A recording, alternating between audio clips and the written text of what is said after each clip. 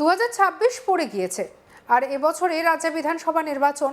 Vote যত এগিয়ে গিয়েছে ততই রাজ্যের রাজনৈতিক ক্ষেত্রে ঘটে যাচ্ছে একের পর এক চাঞ্চল্যকর ঘটনা। কোথাও দলবদল, তো কোথাও আবার রাজনৈতিক সংঘর্ষ। এই প্রতিবেদনেও আপনাদের এক বড় রাজনৈতিক খবর দেব। এবার বিজেপি ছেড়ে 300 জন কর্মী সমর্থক তৃণমূলে যোগ দিলেন। তৃণমূল কংগ্রেসের দলীয় পতাকা হাতে তুলে নিয়ে জয় বাংলা স্লোগান দেন। 26-এর আগে এইভাবে এত সংখ্যক মানুষের তৃণমূলে যোগ দেওয়াতে বাড়তি অক্সিজেন পেল শাসক দল। শনিবার ব্যারাকপুরে আয়োজিত তৃণমূল কংগ্রেসের দলীয় কর্মসূচির মঞ্চে তৃণমূল সাংসদ পার্থ ভৌমিক ব্যারাকপুরের বিধায়ক রাজ চক্রবর্তীর হাত ধরে বিজেপি ছেড়ে তৃণমূলে যোগদান করলেন 300 জন কর্মী সমর্থক। বিনীত, বিষ্ণু, কুন্দন, আদি, সুরাজ, ভিকি, উত্তম। এর সাথে সাথে টিটাগড় বাজার থেকে জয়েন করছে মনোজ, সুবীর, উমা, গণেশ। এরই মধ্যে রয়েছে 2024 সালে ব্যারাকপুর লোকসভা কেন্দ্রে হিন্দু মহাসভা সমর্থিত প্রার্থী রোহিত কুমার পাঠক সহ টিটাগড় এবং ব্যারাকপুর এলাকার বহু বিজেপির সক্রিয় কর্মীরা। এদিন তৃণমূল কংগ্রেসের দলীয় পতাকা যোগদানকারীদের হাতে তুলে দিয়ে ব্যারাকপুর লোকসভা কেন্দ্রের সাংসদ তথা দমদম ব্যারাকপুর সাংগঠনিক জেলা তৃণমূল কংগ্রেসের সভাপতি পার্থ ভৌমিক, ব্যারাকপুর বিধানসভার বিধায়ক রাজ চক্রবর্তী সহ অন্যান্য তৃণমূল কংগ্রেস এবং নেতাকর্মীরা একাধিক বক্তব্য রাখেন। ব্যারাকপুর লোকসভা কেন্দ্রের সাংসদ তথা দমদম ব্যারাকপুর সাংগঠনিক জেলা তৃণমূল কংগ্রেসের সভাপতি পার্থ ভৌমিক বলেন, বিজেপি যত এই অঞ্চলে সভা করবেন ততই তৃণমূলে যোগদান করবে। কি বলেছেন শুনবো। আজকে ব্যারাকপুরের স্টেশন সংলগ্ন জায়গায় 3 দিন আগেই সভা করে গেছিলেন বিজেপির রাজ্য সভাপতি শ্রমিক বাবু, এবং তার সাথে ছিলেন প্রায় গত 2 বছর মন খারাপ থাকা দিলীপ ঘোষ। ওনাদের বক্তৃতার ফলশ্রুতি হিসেবে আজকে এই ব্যারাকপুরের অন্তর্গত টিটাগড় মিউনিসিপ্যালিটির অন্তর্গত এবং ব্যারাকপুরের পাশে নোয়াপাড়া বিধানসভা কেন্দ্রের এক ঝাঁক মানুষ বিজেপি থেকে আজকে তৃণমূল কংগ্রেসে জয়েন করলেন। মূলত আর কে পাঠক, অমরনাথ গুপ্তা, ঋষিকেশ দুবে, নিশান্ত চৌধা, এদের সঙ্গে সম্রাট আমাকে তালিকা এদের সঙ্গে 250 জনের উপরে, মানে বিভিন্ন এলাকার, মানে আমি আপনাদের বলতে চাই নোয়াপাড়ায় যেরকম ইছাপুরের কুমারপাড়া মানে 8 নম্বর ওয়ার্ড, টিটাগড় বাজার, টিটাগড় লক্ষ্মীঘাট, বিভিন্ন অঞ্চলের মানুষ আজকে মমতা ব্যানার্জির তৃণমূল কংগ্রেসে যোগদান করলেন। প্রায় 300-র উপর, আমার কাছে পুরোটা আছে, আপনারা যে কেউ নিয়ে নিতে পারেন। পুরো নাম ধরে ধরে আপনারা দেখে নিতে পারেন, মানে পুরো নামের তালিকা করা আছে, সব এখানে আছে, পুরো তালিকাটা আপনারা দেখে নিতে পারেন। আমার বক্তব্য হচ্ছে, বিজেপির নেতারা যত বেশি আমাদের অঞ্চলে মিটিং করবেন আমি তাদের স্বাগত জানাচ্ছি। যত সভা করবেন তত বেশি মানুষ বিজেপি ছেড়ে তৃণমূলে যোগদান করবেন।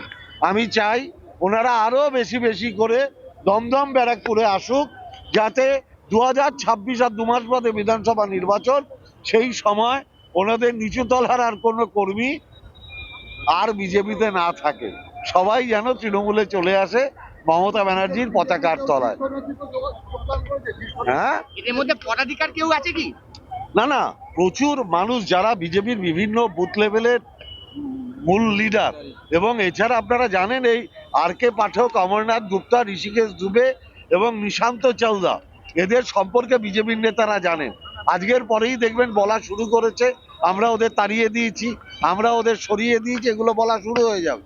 কিন্তু ওরা এর রেজাল্টটা 2026-এর বিধানসভায় পাবে। 26-এ কি 7-0 হবে ব্যারাকপুর লোকসভা? 100 বার 7-0 হবে। 6-0 তো 6-1 তো ছিলই। ভাটপাড়া এবার আমরা জিতবো, আপনারা নিশ্চিন্ত থাকতে পারেন। কালকে ভাটপাড়ায় মমতা ব্যানার্জির আশীর্বাদে, অভিষেক ব্যানার্জির দেখানো পথে সেবাশ্রয় শুরু হচ্ছে। আমি আপনাদের সাদর আমন্ত্রণ জানাচ্ছি, আপনারা দেখে বা যাবেন কিভাবে সাধারণ মানুষ দলে দলে সেবাশ্রয় ক্যাম্পে আসছে।